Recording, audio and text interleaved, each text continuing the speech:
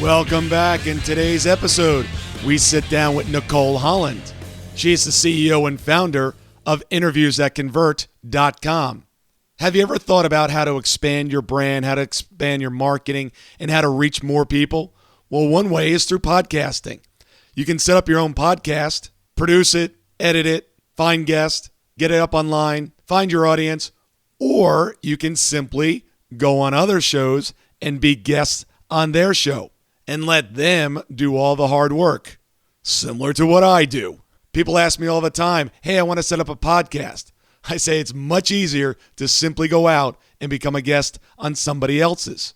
Nicole not only shows you how to do this, but prepares you for the interview, how to sound great, how to get interviews, and how to grow your brand. Welcome to this edition of Peak Performers Podcast with your host, Thor Conklin. Thor will be sharing the necessary tools, strategies, and psychology you'll need to become a peak performer in any area of your life or business.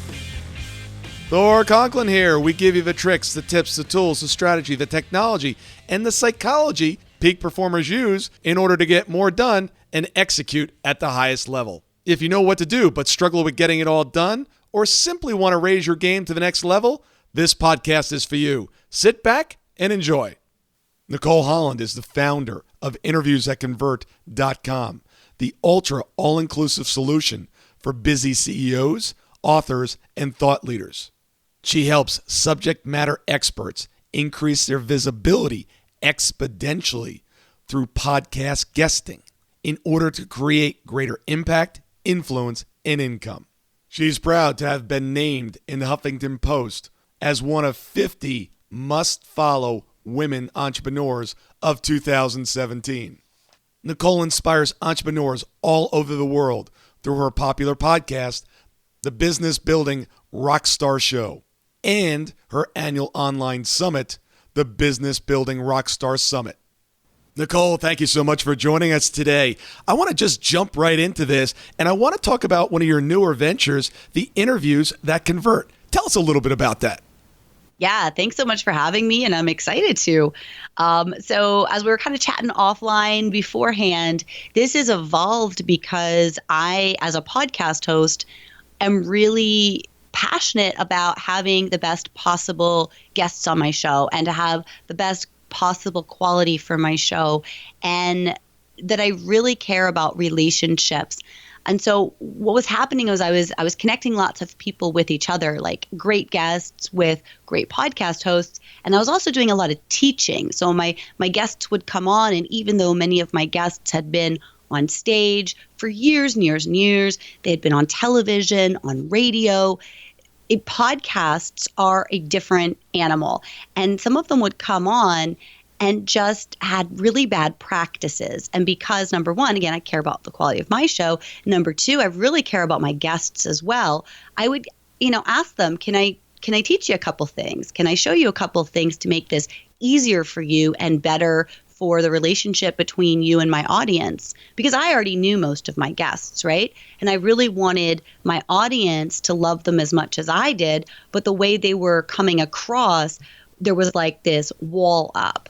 And so I would be teaching people little things, little hacks and tweaks, and I got a lot of really great feedback about that, like, wow, like I need to send people to you. You need to teach this more. And I started writing a book that I halted kind of in the middle to actually develop a program around how to be a great guest, how to find the right shows, how to engage, how to turn listeners into leads and all that good stuff.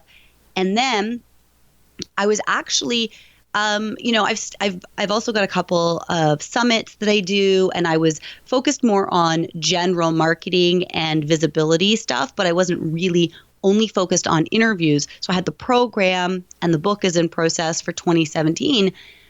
But I had somebody who was a great guest who I wanted to introduce to people, and they said, well, can't you just do this for me? Like, what if I just pay you to do it? And I'm like, well, I don't do that, but I can send you to one of these other companies that does. What I do is actually the strategy and the back end stuff. And they said, oh, no, that's okay. I don't care that much about this, but I just thought, well, because I like you and you know me and you care about me, if you wanted to do it. And I thought, well, wait a minute, hold up here. What's the difference between if I spend that time that I would spend on doing their marketing strategy, actually going out and finding the right shows and getting them on and doing all of that work? And so I said, well, let me sit with it. Let me, keep it overnight. Because also it was really confusing to me when he said, no, that's okay. I just, I like you if you want to do it. But if you don't want to do it, I'm not going to do it.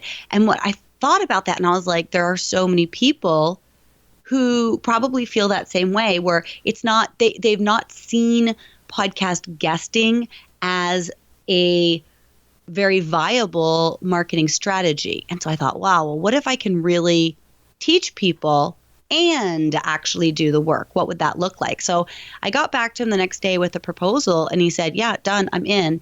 And so I shared that with just a few people that I know, just a few people who I'm friends with. And I said, hey, just to let you guys know, I'm going to start doing this. And, if you know of anybody who might need this service, just please let me know. And I got this flood of emails. I still haven't, I've been talking about it, but I still haven't full on launched my offer.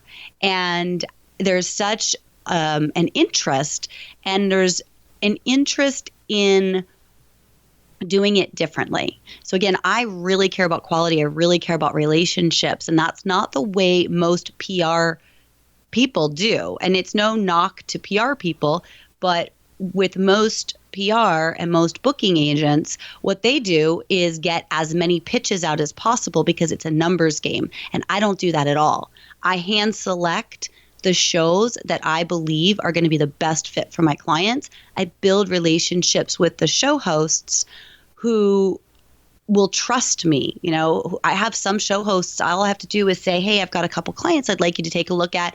And they just say, just book them. You have the link. You know what I'm looking for. I trust you. And so that's what I'm really going for. And it's a bit different than anybody else is doing right now. I'm always telling entrepreneurs, if you have a business, you've got to get on some podcasts and you got to get your message out there. It's a great way of doing it. What are some tricks and some do's in order to get on some podcasts? Give them a couple right here. Yeah. So, a couple simple tricks is there's no trick. It really is. Tell them how to be excellent at the podcast. Right. So, and you can, there are tricks, and if you Google it, there's plenty of tricks that'll come up in blogs and stuff, but that's not what I recommend. I recommend before you even think about being on a podcast, you get really clear with yourself. And, Thor, a lot of your listeners probably already have done this, but it's a good exercise just to revisit before you start reaching out to podcasts. You need to know your ICA, or your ideal client or customer avatar very, very well. Because what most people think about when they want to get on a podcast is, what are the big podcasts? Who's got a stage basically that I can speak from? Who's got people, people in my industry that are listening? And you have to focus less on you and more on them. Who are your ideal clients and customers? And then once you really get into that, you start thinking of them from a holistic stance. So grab a piece of paper, or, grab a notebook, whatever you're using, and you want to ask yourself, now, this, for our industry, we talk with entrepreneurs, right? So, okay, my ideal client avatar, is it a man or is it a woman? Are they married? Are they single? Do they have a family? How old are they? All that stuff. Now, you don't stop there. You dig in deeper. So let's say it's a man with children. Let's say it's a divorced man with children. Then what might he be listening to?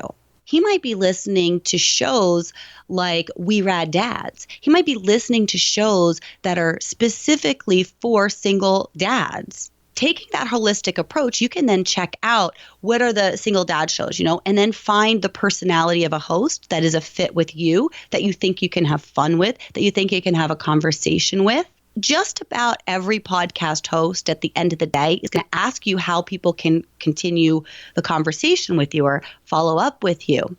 And if you're speaking with an audience that is not directly asking for the service that you provide, you're going to be able to connect with them at a very deep level. You're going to be able to get that respect to where maybe if you're speaking to single dads, maybe only 10% or 20% of their audience is your ideal market. Maybe only, again, if we're talking to entrepreneurs, but you're connecting with them in a way that nobody else is. And so who do you think they're going to turn to when they have a question about what you offer? Great advice. I want to dive in a little bit about another one of your businesses because quite frankly, when I saw this, it was absolutely brilliant. And that's your annual summit. When you put this, it really, I saw this and I'm like, oh, this is good. And I want the listeners to research this after the show. It's the Business Building Rockstar Summit, which is a really long URL. So they can go to bbrsummit.com and find out about that. All right, now I'm going to butcher this a little bit, so you'll have to fill in the exact details. But I want the listener to think about this, of how this can apply to their business. So, and again, I may not have all the details correct, and Nicole will correct me where I'm wrong. But Nicole got a group of experts in various areas of business and brought them all in virtually. I think you did it on Zoom, and you had a conversation with each of them. And at the end, you offered a recording of this for a certain number of days or hours. But then if you wanted this information for a lifetime to refer back to, there was an upcharge or you could upgrade your subscription. Then, and I'm going to make some assumptions here, you had all of these individuals marketing this program for you. I don't know if there was a revenue share with the guest. The guest got a chance to give their information. You had all kinds of swag and different promotional materials as well. Bring us through the structure of it and how the entrepreneurs out there could set something up in their business. Yeah, definitely. And you did great with that. So the Business Building Rockstar Summit is basically an online conference. It's just like if you were to go to a conference or a trade show where there's lots of different speakers on lots of different topics, and you go out in the hallway and everybody's got something special, some swag to give you and to get you to know their product or service, right? It's just like that, but it's all online. And this year's summit took place over 10 days. Yeah, 10 days. Last year's summit, or I say this year, so the 2016 summit was over 10 days. The 2015 summit was over 30 days. So that was just a little bit too much. But yeah, so each day people could come. It was totally free. So you could come for a limited amount of time. And I believe this year we did 48 hours. You could view any of the summit sessions during that time. And is it 48?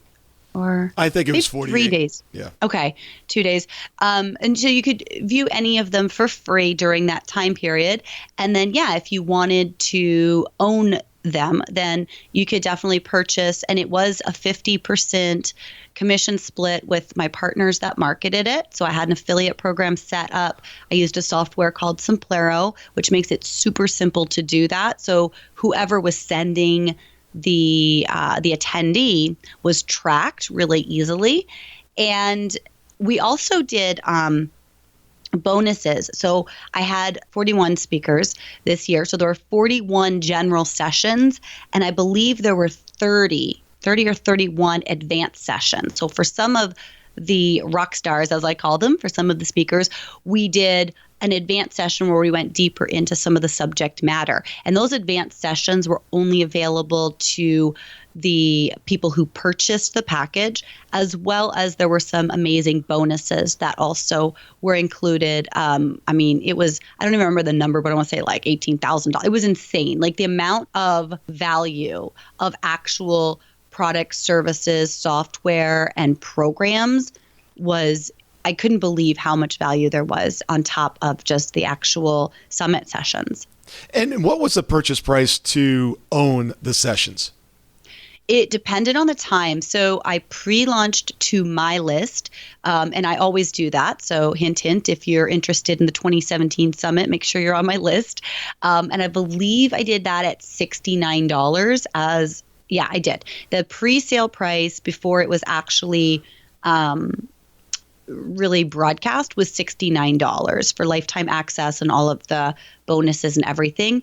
Then the starting price was $96, and that went on, I think about midway through the summit, and then it went up to $197. Right now, you can still purchase it. It's at $197. And then the other thing I did was, and this is something too you can do with Simplero, which is really neat. I used Deadline Funnels because I didn't have Simplero at the time. Or I did, but I didn't know they did it. But there's a tool called Deadline Funnels if you use a WordPress site, which is amazing, or Simplero if you use that. But it allowed me to just do a short-term offer for people who signed up. So the funnel looked like when you signed up for free, regardless of what point you were at. Let's say the $96 price point was the regular price point. You sign up for free, and then you got 15 minutes within which to take advantage of purchasing for only $69.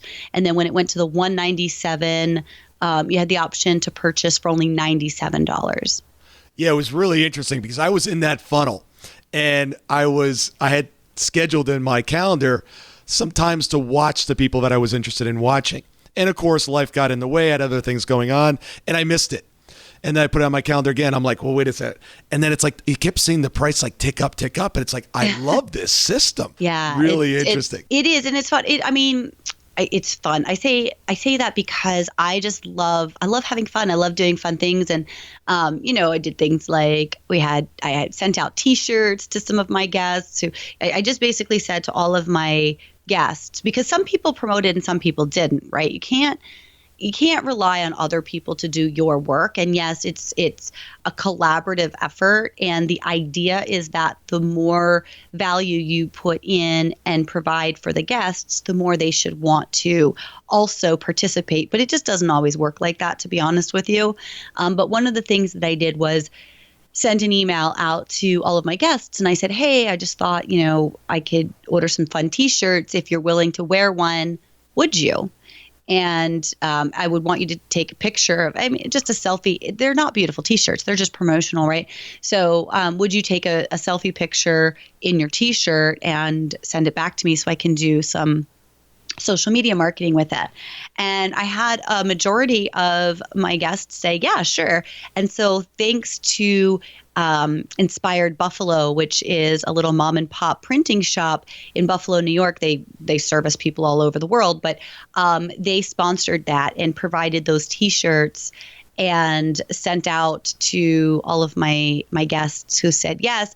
And it was just really fun to get the pictures back. Some people put on funny faces. Some people took pictures in different positions. Lou Bortone had crazy glasses on. And it was just a lot of fun to play with those. And it's a great way to grow your list off of somebody else's contacts. Yeah, definitely. And again, it is definitely collaborative, right? So my list definitely grew. Let's see, it more than doubled. I'm not sure that it tripled, though. I don't think I quite tripled it, but close. That's impressive. Now, does everybody get a copy of everybody else's, the email list that as a result of the event? No, okay. No, that would be not okay. You can't listen up. If you think that you can trade or give away or anything your email list, don't do that. No, but what they could do is each guest was asked to provide a lead magnet or a piece of free content that listeners could access after the session. And so I linked that up to each guest's page. So there was a special page for each interview. And after the video, or not even after, but under the video, there was a button that people could click that would take them directly to that guest's freebie or lead magnet. And then at that point, obviously, they have to sign up to get it from them. So, for example, at the end of our interview today, I'll offer, if people resonate with me, if they want to learn more from me, if they want to learn more about how to get the gig to get on podcasts as a guest, then I'll give them a URL. Actually, I'll just say it now. It's interviews.convert.com/peak. And so if they go there, then they're opting into my list, allowing me to communicate with them. And that's the way it worked for each one of my guests on the summit. I know you're really good with freebies and lead magnets. Tell us some of the ones that you really like and are working well.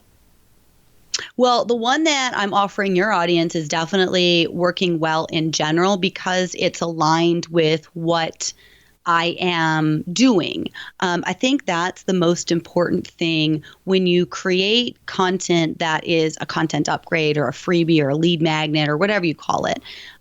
When you want to ask people to get on your list in exchange for a piece of valuable content, you have to, again, know who your ICA is. You have to know who you're speaking to and what they want, what they need, and how you can solve a little bit of the pressure. And there's no right thing. It's not across the board that, some people say, oh my gosh, ebooks are the best thing. My people love ebooks. And then somebody else can try ebooks and nobody wants to opt in. It just depends on who your audience is, what your style is, and what's fun and easy for you. I would say that right now, trend-wise, you want to keep things simple because maybe 2 years ago, a big training, something that's super valuable that would normally be paid for was a hot commodity, or even before that, ebooks. But now people are inundated with information. So you want to give somebody something that they can consume quickly, easily, and then get more from you on. You want to provide transformation as quickly as possible, because what happens is if people go to download something and it's too big to consume right now, life gets it in the way, they put it on the shelf, they never consume it. And so essentially, even what the summit is a big lead magnet, right? And yes, you can purchase, but you want to make sure that people are consuming.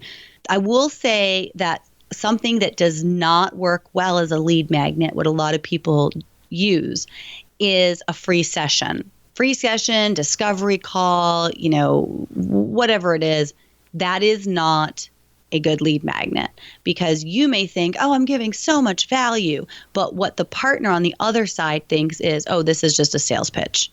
Yeah. So either they think it's just a sales pitch and they will say no off the bat, or they'll think, even if you very clearly explain it's not a sales pitch and they believe you, their time is valuable and they don't know you yet. So offering a session for free before you get to know people is not effective. Yeah. First, you have to start dating or holding hands. Exactly. I always refer to that as shelf help, the stuff that gets on the shelf and never gets read. For the last 16 years, I've been driven by the question of why some people achieve amazing results and others don't.